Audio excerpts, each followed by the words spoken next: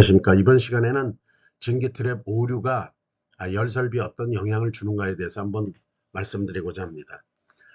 우리가 그 전기 열설비를 그 현장에서 사용하는데 이게 트랩이 오류가 발생하면은 그 전체 설비에 대해서 영향을 주거나 어떤 그 섹션 그 부분적인 열설비의 시스템에 많은 영향을 주는 문제가 발생합니다. 사실 우리가 이게 눈에 보이지 않아서 그렇지 많이 문제점을 만들죠. 제품도 그렇고 보일러도 그렇고 이게 리크가 되면은 특히나 이게 그 전기 트랩이 리크 되면 일단은 응축수 탱크에 스팀도 많이 나오고 벤트 전기도 많이 나오고 급수 온도가 올라가죠. 응축수 온도가 올라가고 그러면 또한 급수 펌프 펌핑 능력이 떨어지고 그러다 보면 보일러가 어떻게 되겠습니까? 저수위가 발생하죠. 그 저수위가 발생하면 보일러가 정지가 일시적으로 돼가지고 다시 점화하기까지 시간이 보통 1분 이상 걸립니다.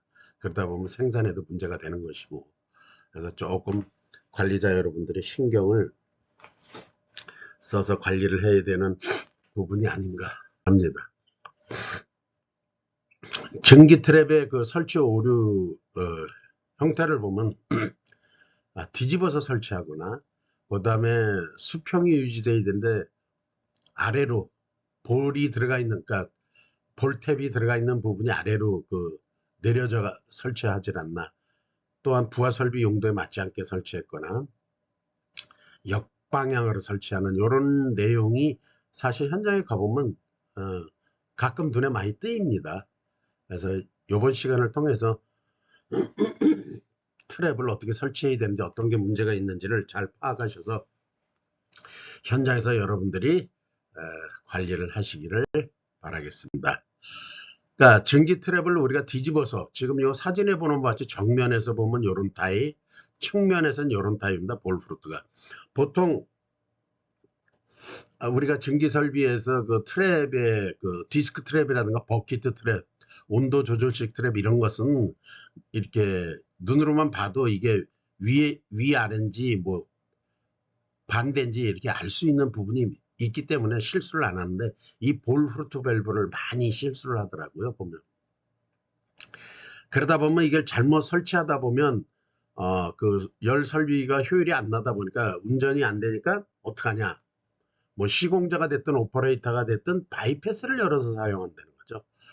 바이패스를 살짝 열면 되겠지. 물론 바이패스를 살짝 열어도 트랩의 역할을 합니다. 어차피 트랩은 이 안에 오리피스라는 바늘구멍이 있어서 그 사이로 응축수가 빠져나가는 구조다 보니까 요 앞전에 그 제가 PT에서도 그 동영상에도 설명했지만은 바이패스 발브를 열어서 써도 되긴 돼요. 근데 처음에는 상관없어요. 예열 시에는. 근데 이게 어느 정도 온도가 올라가면서 스팀, 생전기가 나가게 되는 현상이 있습니다. 그래서 이거는 올바른 방법이 아니죠. 바이패스를 하는 거는. 그 다음에 볼프루트 트랩을 이렇게 아래로 처지게 이와 같이 그 설치를 하면은 두 가지입니다. 늘 개방되어 있거나 늘 폐쇄되어 있거나. 그래서 안 되면은 폐쇄가 되면은 그냥 바이패스를 열어서 쓰시고 상시 개방형이면은 뭐 초기에는 응축수만 나오죠. 좀 시간이 흐름에 따라 증기가 나오기 때문에 그냥 이대로 씁니다. 이게 지금 열교환기인데 여기에 트랩을 이와 같이 설치를 해놨어요. 이거 응축수 배관을 다 다시 이 안에 있는 시스템을 다 다시 했는데 재시공을 했는데 이 모양으로 이렇게 그 트랩을 설치했더라고요. 그러다 보니까 응축수가 안 빠지고 워터만 치다 보니까 이 판형열교환기 실링 그 패킹이 다 터져 나가더라고요. 그 다음에 또 여기도 이렇게 아래로 처지게 이 모양으로 해야 되는데 이렇게 처지게 해놓다 보니까 이 시스템도 죄송합니다. 많이 배관이 터지고 있습니다. 그 다음에 여기 판형 열기관계 같은 경우는 이 볼프루트 트랩이 65A짜리인데 이렇게 거꾸로 설치해놨어요. 이 응축수가 무지하게 크게 나가는 그 트랩인데 이게 안 되다 보니까 여기 같은 경우는 이 트랩이 동작하니까 이 바이패스 배관, 이 밸브를 봐요. 스핀들이 쭉 올라와 있죠. 예, 이렇게 열어서 써요. 근데 이렇게 열어서 쓰다 보면 어떤 문제가 되냐면 상시 개방형으로 이렇게 쓰다 보면 이게 생전기가 보일러실로 응축수와 같이 넘어오면 어떻게 됐어요? 응축수 탱크에 전기가 생전기 넘어오고 그 다음에 급수 온도도 올라가지만은 이걸로 인해서 그 벤트로 나가는 게 과다해지면은 보일러실로 전기가 무지하게 올라와가지고 천장에서 물방울이 떨어집니다. 그러다 보면 또 전기 설비에 영향을 주고 그런 내용이 있기 때문에 좀 신경을 써야 되는 부분입니다. 보일러 급수도 안 되고 저수위 걸리고 문제가 되겠죠. 자, 우리 스팀 트랩 중에서 볼프루트 트랩이 원래 이게 정상인데 요렇게 그래서 이 볼이 응축수가 일로 들어오면은 이 볼이 이렇게 떠올라서 여기가 오리피스 구멍인데 요 막고 있던 그 구멍을 열어서 응축수가 배출되게 되어 있습니다. 근데 지금 여기에 이렇게 뒤집어서 달아보세요. 이게 어떻게 되어 있어? 둘 중에 하나예요. 늘 상시 개방이든가 상시 폐쇄든가 이렇게 설치하면 안 된다라는 거죠. 반드시 이와 같은 식으로 설치를 하셔야 된다. 스팀 트랩이 누중이 되면 리크가 되면 어떻게 되냐? 고온의 응축수가 응축 탱크로 유입이 되면 보일러 급수 펌프 급수 불량 사태를 유발하죠. 예, 펌프에서 캐비테이션이 발생하기 때문에. 그 다음에 급수 온도가 올라가다 보니까 보일러 저수위 발생 수실이 일어나서 특히 관리형 보일러에서는 그리고 보일러 운전 시 정지가 되면은 프리퍼지 포스트 퍼지 하는데 시간이 한 2분 정도 걸린다고 보면은 그만큼 압력 컨팅이 일어나 가지고 생산에도 문제가 많이 일어나겠죠. 그 다음에 이 생진기가 유입되면 아까 말했듯이 고온의 응축수가 유입되면서 펌핑 불량 그래서 또 그러다 보면 임펠러가 손상이 되고 케이싱도 손상이 됩니다. 이런 부분이 있고 또 응축수 탱크 뚜껑이나 벤트 파이프로 대기로 방출되는데 이게 양이 연간 에너지 사용량의 10% 전후예요. 이거 작은 게 아닙니다. 그 다음에 응축수 회수관에 워터 함모 왜냐하면 순간 응축이 되는 그 내용이 있어가지고 이게 워터 함모가 많이 일어납니다. 왜냐하면 단독으로 오는 게 아니거든요. 응축수 메인관에는 여러 군데서 나오는 응축수를 받아서 회수하는 부분이 있기 때문에 워터함모가 많이 일어나죠. 그 다음에 열 설비, 응축수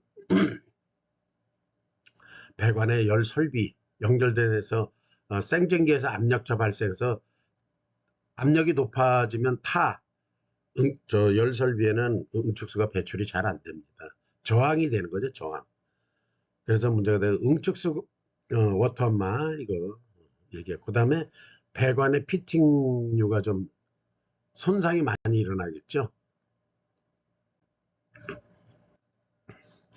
결론적으로 생전기가 누출이 되면은 벤트로 많이 이렇게 벤트로 응축수가 아니 증기가 생전기가 물론 이 생전기하고 재증발전기하고 같이 나가게 되는 건데 이와 같이 나가면은 이 용수비 그렇죠 보충수가 물이 날아가는 만큼 보충이 돼야 되는데 이 보충되는 용수비가 증가하고 그 다음에 수처리 설비 약품비 그렇죠 약품비도 나가고 그 다음에 보충이 되면은 온도가 낮은 물이 들어가기 때문에 또 에너지 가열 비용 응축수를 회수하면 보통 90도 전후라고 보면 되는데 그러면 뭐 10도 정도만 가열하면 증기가 되지만은 보충수는 보통 5도에서 15도 되거든요. 5도에서 15도짜리를 100도까지 가열해 가지고 증기를 만들려면 그만큼 에너지 비용이 커지는 거죠. 네. 그러니까 스팀 트랩 누중 시 에너지 사용 비는 어떻게 되냐면 연간 대기로 응축수 그 탱크에서 생전기로 해서 나간다 그러면 재증발전기를 포함해서 약 연간 에너지 사용량이 10% 이상의 에너지를 버린다고 볼 수가 있습니다. 예측을 할 수가 있고, 그 다음에 연간 용수비 및 약품 처리비는 약 연간 에너지 사용의 1~2%에 해당하고, 그 다음에 그 스팀 트램 누중 시 에너지 그 날아가는 것도 있지만 버려지는 것도 있지만 유지 비용이 증가하죠. 왜? 배관이나 피팅류가 손상이 금방 되기 때문에. 예, 트랩이나 이런 부분도 마찬가지고, 그다음 배관도 수명이 오래 가지를 못하죠. 예. 그다음에 그런 어떤 그러니까 일정한 시간 안에 모든 에너지를 열 설비에서 사용하게끔 해야 되는데, 이렇게 버려지는 만큼 운전 시간이 길어지다 보면 결국 장비나 보일러의 수명을 단축시키는 결과를 초래한다고 볼 수가 있습니다. 그래서